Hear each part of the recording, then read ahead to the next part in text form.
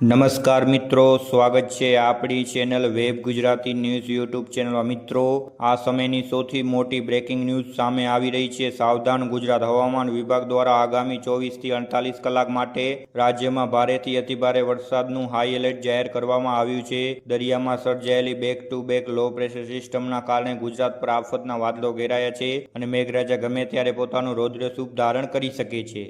Latest satellite તસવીરો અને હવામાન વિભાગના સત્તાવાર બુટલેગિંગ અનુસાર દક્ષિણ ગુજરાત અને સૌરાષ્ટ્રના દરિયાકાંઠાના જિલ્લાઓમાં પર સૌથી મોટું સંકટ છે। ખાસ કરીને વલસાડ, નવસારી, સુરત, ભરૂચ તેમજ સૌરાષ્ટ્રના જૂનાગઢ, ગીર સોમનાથ, અમરેલી અને ભાવનગર જિલ્લામાં મેઘરાજા તોફાન મચાવશે। આ વિસ્તારોમાં રેડ એલર્ટ જાહેર કરી દેવામાં આવ્યું છે અને લોકોને સારા સ્થળે ખસેડી દેવામાં આવ્યું છે। નીચાણવાળા વિસ્તારોમાં ન રહેવા વિનંતી। આ માત્ર સામાન્ય વરસાદ નથી, પરંતુ પવનની તીવ્ર સુસવાટા અને વીજળીના ભયાનક કડાકા ભડાકા સાથે આબ ફાટશે તેવી આશંકા છે। દરિયાકાંઠાના વિસ્તારોમાં 50 થી 60 કિલોમીટર પ્રતિ કલાકે ઝડપે પવન ફૂંકાઈ શકે છે, જેના કારણે કાચા મકાનો, હોલ્ડિંગ અને વૃક્ષો ધરાશાયી થઈ શકે છે।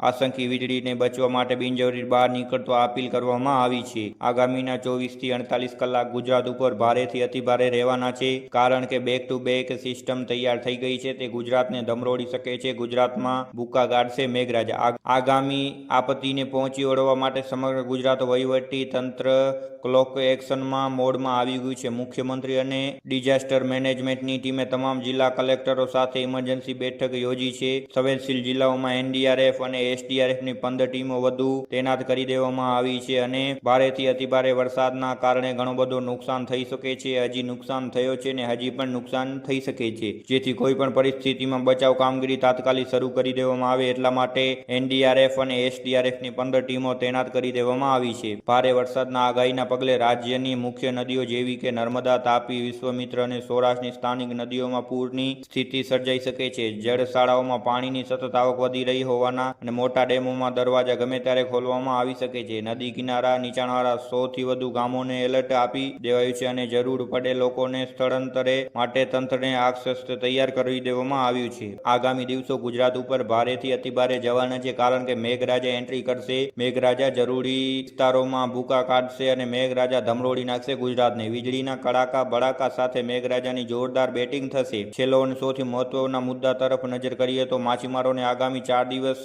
સુધી દરિયો ન ખેડવાના સંકેત અપાયા છે, કારણ કે દરિયો હમણાં ગાંડોતુર બની શકે છે, મોટા મોટા મોજા ઉછળી શકે છે અને ગાજવીજના કડાકા ભડાકા થશે। હાઈવે પર વીજબીટી ઓછી થવાની સંભાવના હોવાથી વાહન ચાલકોને ધીમે ગાડી ચલાવવા અને ડેમ કોઝવે પરથી વહેતા પાણીમાં સ્નાન ન કરવો, પ્રસાદ ન કરવું અપીલ કરી રહી છે। ગુજરાતની સરકાર હમણાં લોકોને કહી રહી છે કે કામ ઉપર હોય તો જ બહાર નીકળજો, કામ સિવાય બહાર ન નીકળતા, કારણ કે મેઘરાજા ભૂકા કાઢશે, વીજળીના કડાકા ભડાકા થશે। આગામીના દિવસોમાં દક્ષિણ ગુજરાત, સૌરાષ્ટ્ર, કચ્છ બધા વિસ્તારોમાં ભારેથી અતિભારે વરસાદની આશંકા વ્યક્ત કરી દેવામાં આવી છે। આગામી દિવસોમાં આપણે જોયું કે સુરતનું શું હાલ થયું, વલસાડનું શું હાલત થયું। હજી પણ આગામી દિવસોમાં તેવી જ વરસાદ નોંધવાની શક્યતા છે તેવું હવામાન વિભાગ અને જાણીતા એવા હવામાન શાસ્ત્રી અંબાલાલ પટેલ કહી રહ્યા છે। આગામીના 24 થી 48 કલાક પણ ભારેથી અતિભારે રહેવાના છે। આગામી દિવસોમાં પણ ડેમોના દરવાજા ખોલી દેવામાં આવી શકે છે, એટલે નીચાણવાળા વિસ્તારોમાં રહેતા લોકો સાવધાન રહેજો અને સુરક્ષિત રહેજો, કારણ કે વીજળીના કડાકા ભડાકા સાથે મેઘરાજા ભૂકા કાઢશે। ફરીવાર તો ડેમોના દરવાજા ખોલી દેવામાં આવશે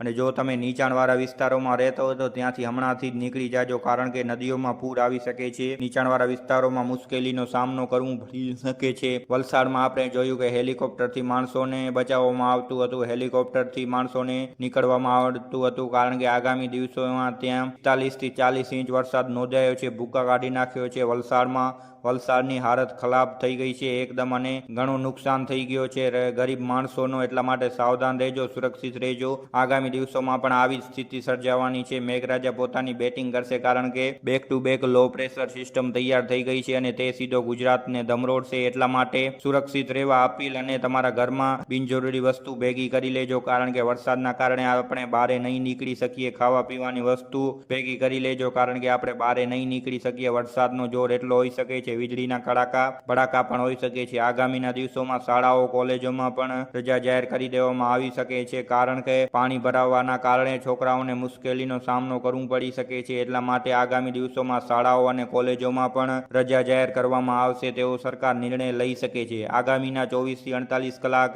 મેઘ તાંડવ થવાનો છે। આગામી આગામીના 24 થી 48 કલાક આપણા માટે બધા માટે ભારી રહેવાના છે. તો મિત્રો હમણાં સુધી આટલું જ. આવા જે વરસાદના નવા અને તાજા અપડેટ સાથે મળતા લેશું. ત્યાર સુધી અમારા ચેનલને લાઇક, શેર અને સબસ્ક્રાઇબ કરી દેજો, જેથી અમારા વિડીયોની માહિતી સૌથી પહેલા તમને મળી શકે અને તમે સુરક્ષિત રીતે રહી શકો. એટલા માટે તમારા ભાઈબંધના ગ્રુપમાં શેર કરજો, જેથી આ વરસાદની માહિતી બધાને મળી શકે અને બધા સાવધાન થઈ શકે. ધન્યવાદ.